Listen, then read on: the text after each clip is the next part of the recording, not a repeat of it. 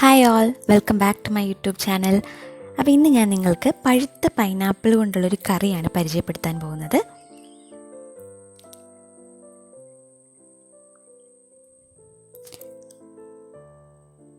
നമുക്ക് വീഡിയോയിലേക്ക് കടക്കാം. ഇതിൻ്റെ ഇൻഗ്രീഡിയൻസ് എന്തൊക്കെയാണെന്ന് നോക്കാം. ഇതിനായിട്ട് ഞാൻ എടുത്തിരിക്കുന്നത് ഒരു നല്ല പഴുത്ത കൈതച്ചക്ക നന്നായിട്ട് അരിഞ്ഞു വെച്ചിരിക്കുന്നതാണ്, ചെറിയ പീസസ് ആയിട്ട്.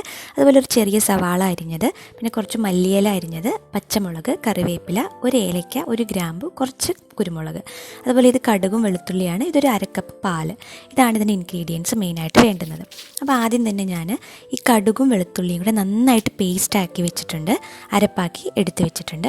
അതിനുശേഷം ഒരു പാനിലേക്ക് ആവശ്യത്തിന് എണ്ണ ഒഴിച്ചിട്ട് നമുക്ക് ആദ്യം ഞാൻ കാണിച്ച സ്പൈസസ് അത് അങ്ങനെ തന്നെ ഇടുകയാണ്. വേണമെങ്കിൽ ചതച്ചും ഇടാം, അപ്പോൾ കുറച്ചും കൂടി ആ ഒരു ഫ്ലേവർ നമുക്ക് കിട്ടും. അല്ലാന്നുണ്ടെങ്കിൽ മുഴുവനായിട്ടും ഇടാം. അതിനുശേഷം ഒരു 2 വെളുത്തുള്ളി ചെറുതായിട്ട് അരിഞ്ഞു വെച്ചിരിക്കുന്നത് ഇടുകയാണ്. അതിനുശേഷം പച്ചമുളക് ഇടുന്നുണ്ട്.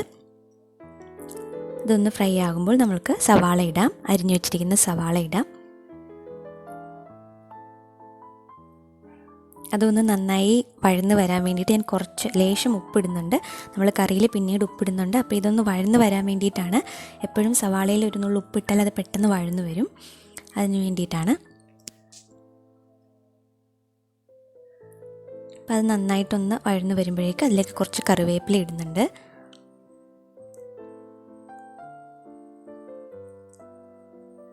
അപ്പോൾ നമ്മുടെ സവാള ഏകദേശം വഴന്ന് വന്നിട്ടുണ്ട്. ഇനി തീ കുറച്ച് വെച്ച ശേഷം ഒരു 1 ടീസ്പൂണോളം മല്ലിപ്പൊടി ഇടുന്നുണ്ട്. അതുപോലെ 1 ടീസ്പൂൺ മുളക് പൊടിയാണ്, ടീസ്പൂണാണ്, നമ്മൾ കുറച്ച് എരിവ് ഉപയോഗിക്കുന്നുള്ളൂ. അതുപോലെ ഒരു 1/4 ടീസ്പൂൺ മഞ്ഞൾപ്പൊടി.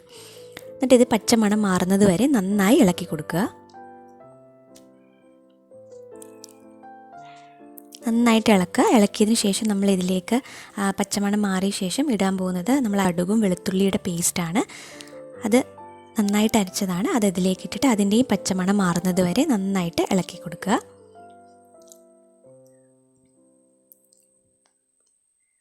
കരിഞ്ഞു പോകരുത്, നമ്മൾ തീ എപ്പോഴും കുറച്ചിടണം ഈ ഒരു ടൈമിൽ. അതിനുശേഷം നമ്മൾ അരിഞ്ഞു വെച്ചിരിക്കുന്ന പൈനാപ്പിൾ ഇതിലേക്ക് ഇട്ട് കൊടുക്കുകയാണ്. അതും നമ്മൾ നന്നായിട്ട് വഴറ്റണം, അതിൻ്റെ പച്ചമണം മാറണം. തീ മീഡിയത്തിലേക്കാക്കാം. നമുക്ക് മീഡിയത്തിലേക്കാക്കിയിട്ട് നന്നായിട്ട് ഇളക്കി കൊടുക്കുക. അതിൻ്റെ ആ പച്ചമണമൊക്കെ ഒന്ന് മാറി ആ വെള്ളമൊക്കെ ഒന്ന് ചെറുതായിട്ടൊന്ന് ഇറങ്ങും. അതുവരെ നന്നായിട്ടൊന്ന് ഇളക്കി കൊടുക്കുക.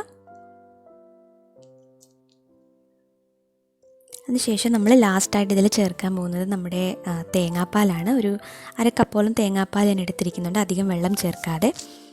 അപ്പോൾ അത് ഞാൻ ഇതിലേക്ക് ഒഴിച്ചു കൊടുത്തിട്ട് ഇത് ഇറക്കുകയാണ്. ഇത്രയേ ഉള്ളൂ പ്രോസസ്സ്, വളരെ സിമ്പിളാണ്. ഈ സമയത്ത് നമുക്കിതിൻ്റെ എരിവോ ഉപ്പോ നോക്കാം. ഉപ്പൊക്കെ കുറവാണെങ്കിൽ ഒന്നും കൂടി ഇട്ട് കൊടുക്കാം. നല്ല ടേസ്റ്റാണ്.